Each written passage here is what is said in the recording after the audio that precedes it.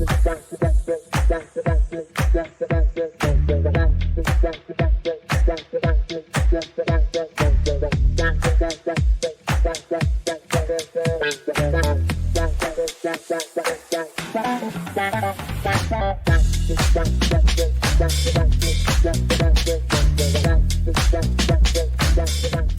everyone, my name is Shrika Manabolu. I'm from Northern Virginia and I'm currently a sophomore at Rockridge High School.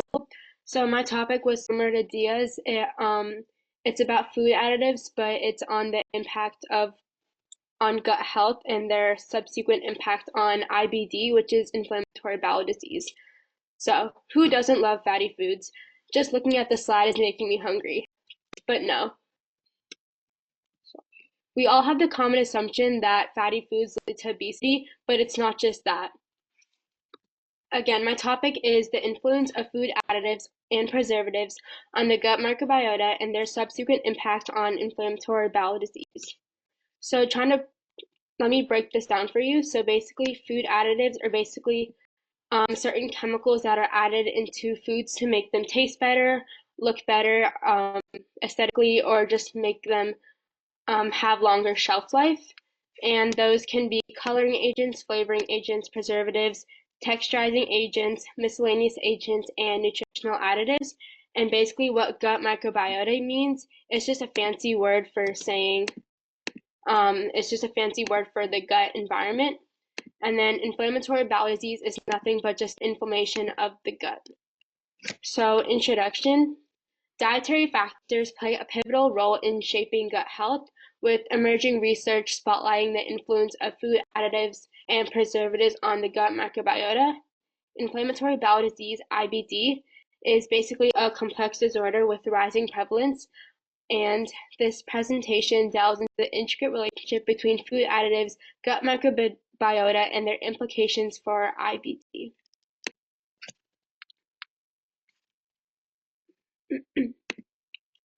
So this is an image I created using BioRender, and I thought it'd be a good way to explaining the overall topic for my paper. So processed foods, for the gut. So the gut is home to a diverse community of microorganisms, including bacteria, viruses, and fungi.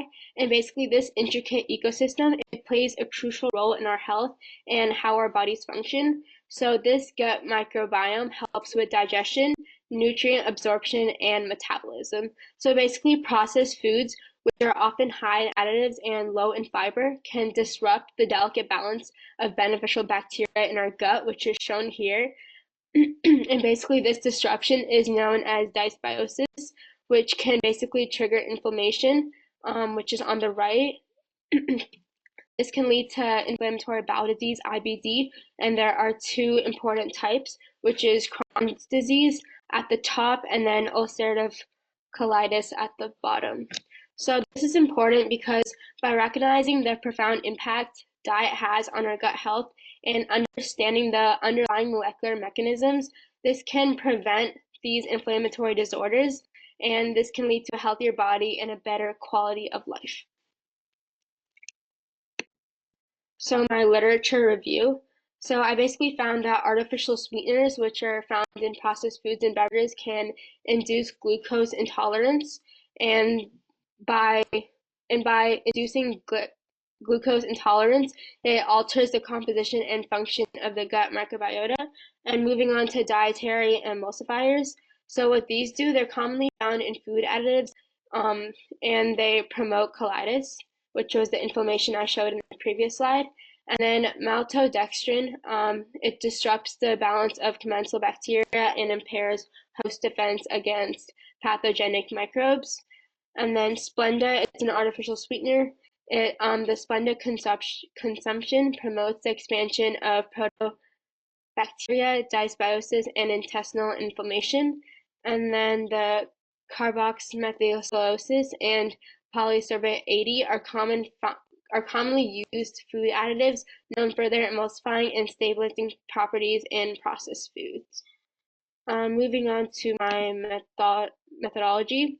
So I use BioRender, clinical trials, Google Scholar, and PubMed. So as I said before my presentation, the top right image I created using BioRender, and basically for clinical trials, there's just a picture of one of my studies on the bottom right corner. I think I did 3 studies using clinical trials, and basically what I did is I reviewed multiple treatments for IBD, and then I studied which treatment was best and which one was the best for patients and which one had better results.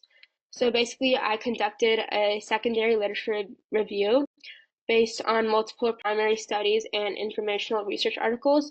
So I used Google Scholar, PubMed, NIH, and what I basically did is just researched using certain keywords: food additives, preservatives, gut microbiota, inflammatory bowel disease, and other terms. And what popped up were relevant studies, review articles, and other forms of previous research. And basically, what I did, I just analyzed it, summarized it in this research, and I made my own conclusions based on the correlation of the gut microbiota with additives.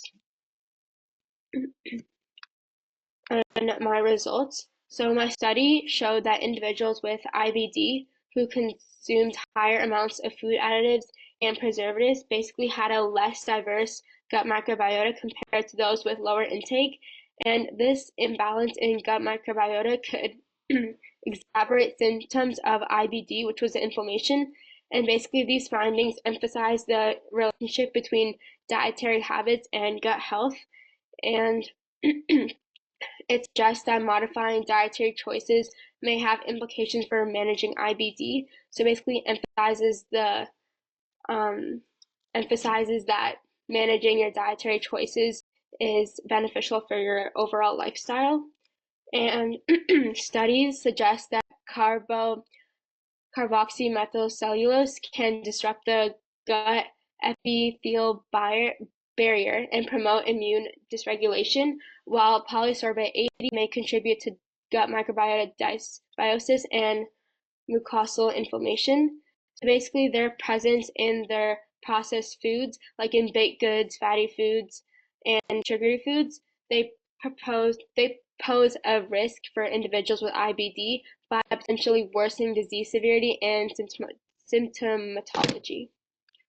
And moving on to my experience. So my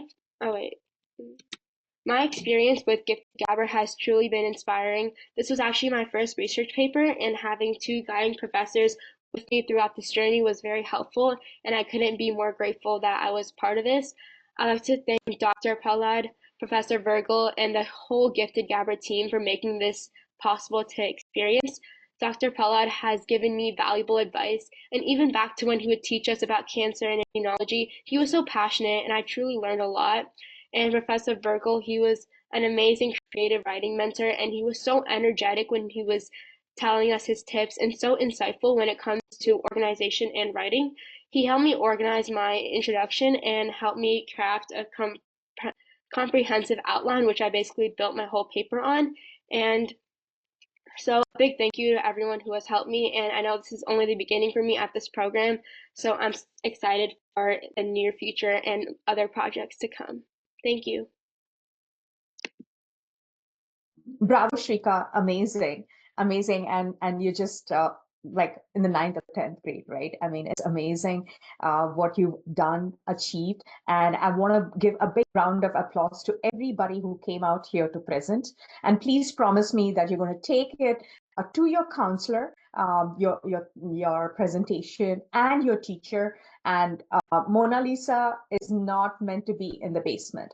So your research is like you crafted a Mona Lisa and the world needs to see it. Dr. Prahlad, question for Shrika. Srika, during your research, did you find anything about like probiotic supplement or treatment with probiotics that would help these conditions? I did find one treatment that was very interesting. It was basically like a fecal transplantation where the fecal, it goes into your digestive system, and basically it helps the digestion, and it helps balance the bacteria so it doesn't lead to dysbiosis. So basically, I think that was a good treatment because it helps like the imbalance of the bacteria and the harmful bacteria and the beneficial bacteria. So that was one, and then I found 2 other treatments that also worked. They were in my paper. Great job. Thank you. Great job.